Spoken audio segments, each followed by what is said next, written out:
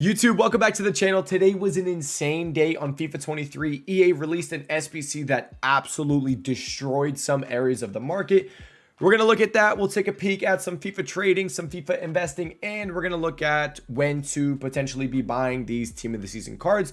But before we do all that, we got to look at content today on Saturday. If you want to have millions of coins in FIFA 23 like me, go to u7buy.com for cheap, fast, and reliable FIFA coins. Make sure you use code TEDDY at checkout to get 5% off your order. Link is in the description down below. Content today on Saturday was wild. We only got 2 SBCs, but one of these SBCs was ridiculous. We'll get into it in a second, but it destroyed the market. We got this Gerard Deulofeu, really cheap, solid looking card. Nothing that's like, he doesn't look like super outstanding. If they give him 5-star skills or 5-star weak foot, it'd be like, holy crap, this is kind of nasty.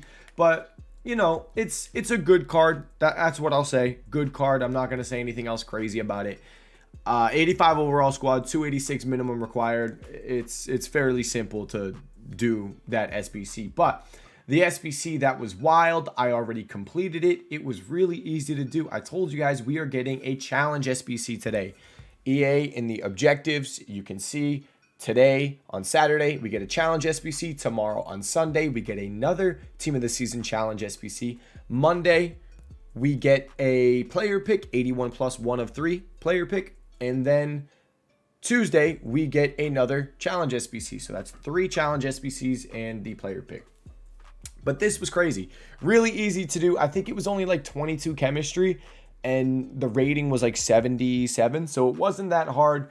SBC solution trading may have been decent if you did it, but I have no idea. And I have no idea how it was because the pack that SBC gave you was tradable. And you'll be like, oh, it was tradable, so what? Who cares if it was tradable? Well, it was a pack that was tradable that was only Netherlands players. I'm going to show you right now. I have 2 unassigned cards, so this is the only way I can look at my store. This is what it was. A 5 Netherlands gold rare player pack. 5 gold rare players from Netherlands. So it was really, really easy to pack the Netherlands Dutch team of the season cards. Like, it was stupid easy. And any of the Dutch gold cards, any of the Netherlands team of the season cards, packing them was stupid. The supply on the market was crazy, and it reminded me of the last time when EA released, it was like a hero pack in the store, and it was like a 25,000 coin hero pack, and it gave you a tradable hero, and heroes died. It was that level of supply. If we actually just take a peek at Footbin, it was crazy. I know I told you guys in the previous video, I even mentioned, I was like, hey, if you join the stream, I'm going to put investments at the top of the screen. I didn't even take time to put investments at the top of my screen because trading with these cards was ridiculous today. Like, people made bank. It was stupid.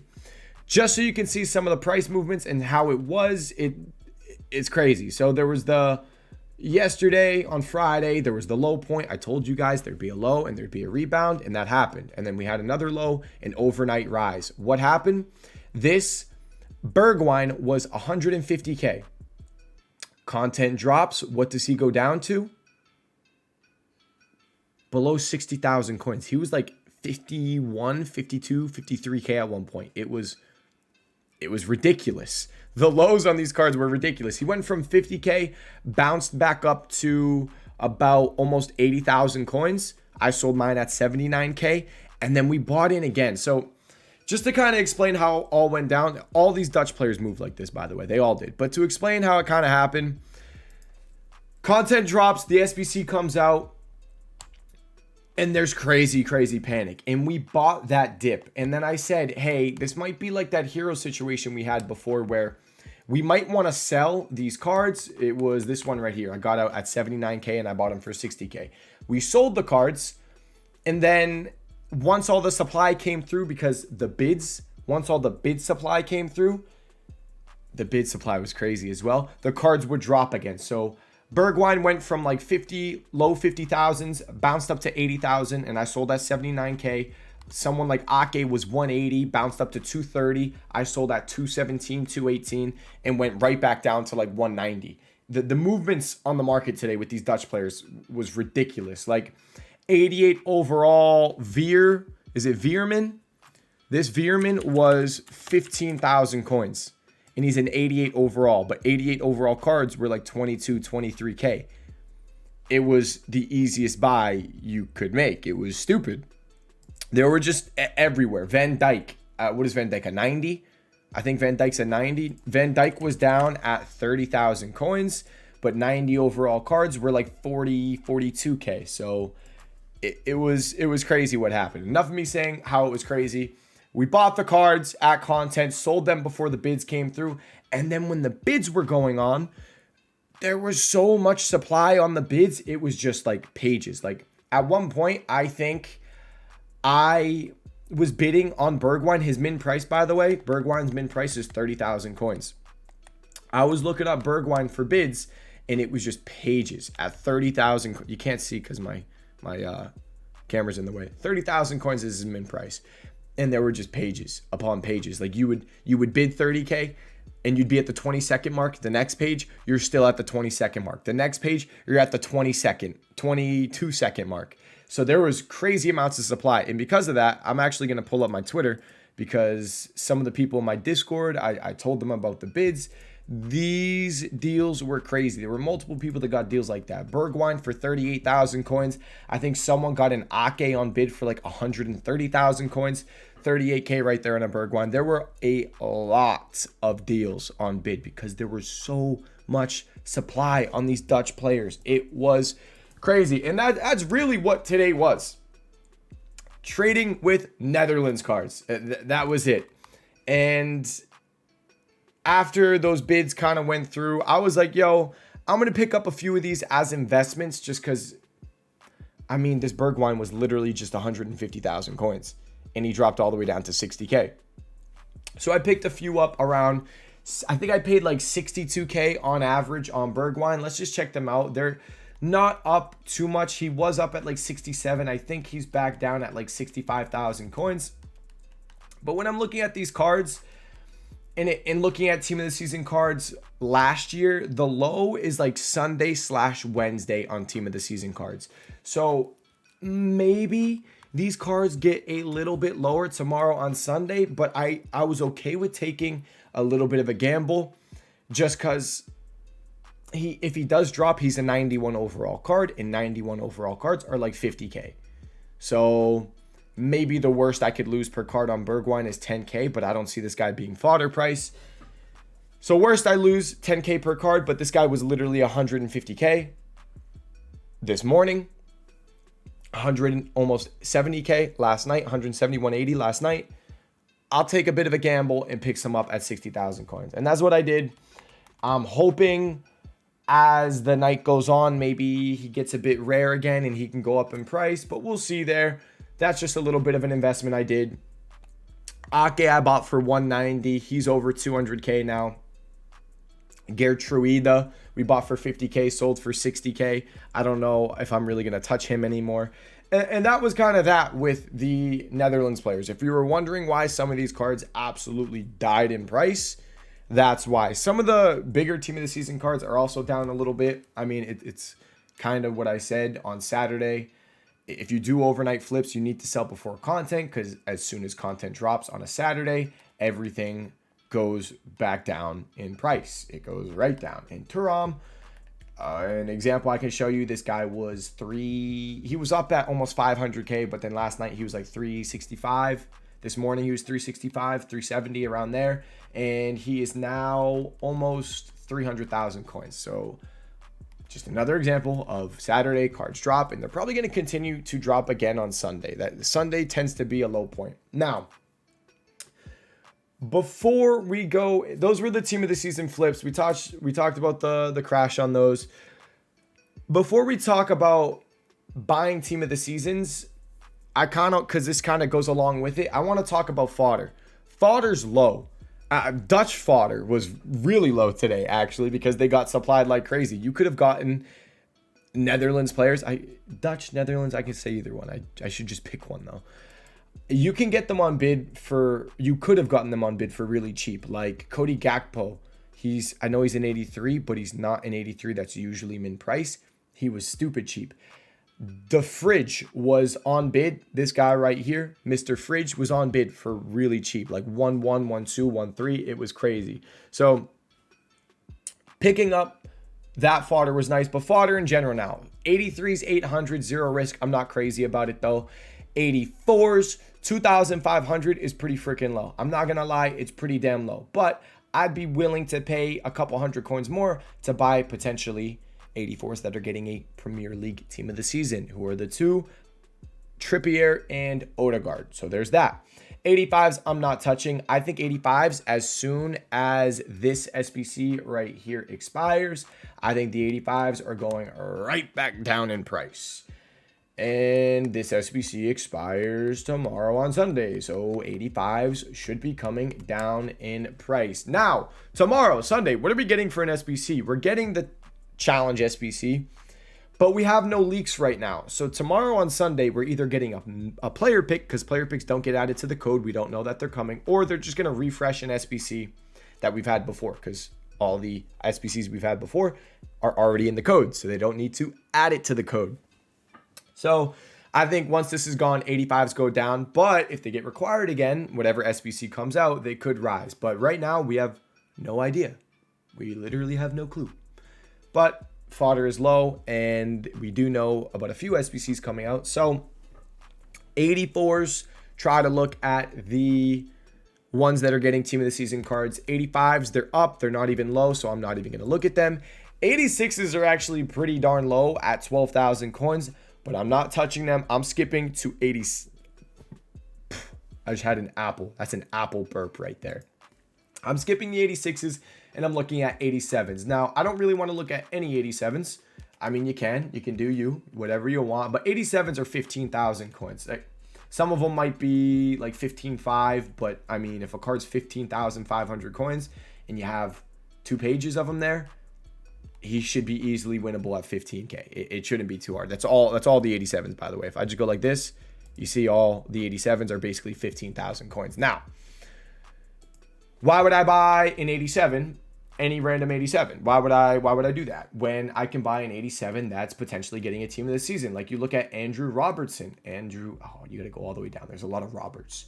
Andrew Robertson, 87 overall card. 87s are 15K. Guess what? Andrew Robertson is not 15K. This dude is out of packs. He has a team of the season right now, and he's 25K. Now, do I think we're going to see that crazy of a rise with the current fodder? Like, will 84s go up a crazy amount out of packs? Will the 87, like an 87 team of the season, Premier League team of the season, Rodri? Will we see a crazy rise on a card like that? I'm not too sure, because there was a crazy amount of supply. There's a crazy amount of supply on them this weekend. With the Andrew Robertson, we had a week of no supply because there was no promo. So it's a bit different. But if I'm going to choose fodder to buy, why not just buy someone that has an extra reason to rise, like a card that is going out of packs with team of the season? So if I'm going to buy fodder, just try to target guys going out of packs. And it's as simple as that. So 87s, 15K or less, it shouldn't be too hard to do. I mean, if we get lucky and we get a good 87 requirement, maybe they go to 20,000 coins again, and we can make about 4,000 coins per card. That'd be awesome. And it's not even what SBC comes out tomorrow on Sunday as well. We have guaranteed team of the season SBCs set to come out too. We'll talk about that in a second. So that's 87s. 88s, I'm not super crazy about the 88s, but if you're gonna buy one, I'd look. It's Erling Haaland, team of the season. It's the most obvious one. How much is he? I think 88s are like 22,000 coins. Is he 22K? If you can pick him up for 22K, fine. I'm not like crazy about it. I mean, maybe whatever SBC comes out tomorrow helps high-rated fodder. Maybe the guaranteed team of the seasons help high-rated fodder. But let's talk about those guaranteed team of the season SBCs now, and then we'll go back to buying team of the seasons as well. So, guaranteed team of the season SBC. Last year, I believe, what were the dates? Do I have it up here right now? No, that is that. We're going to get into that in a second and when to buy team of the seasons. So, I think it's like Monday and Wednesday or Tuesday and Wednesday, we got guaranteed team of the season SBCs. So we get a guaranteed community team of the season SBC and a guaranteed eredivisie team of the season SBC. Now, Here's the thing. Last year, it was an 84 overall squad to get a guaranteed eredivisie team of the season and to get a guaranteed community team of the season. But the community team of the season one had a team of the season requirement in the SBC. I don't even think it had a team of the week requirement. It was just straight up team of the season.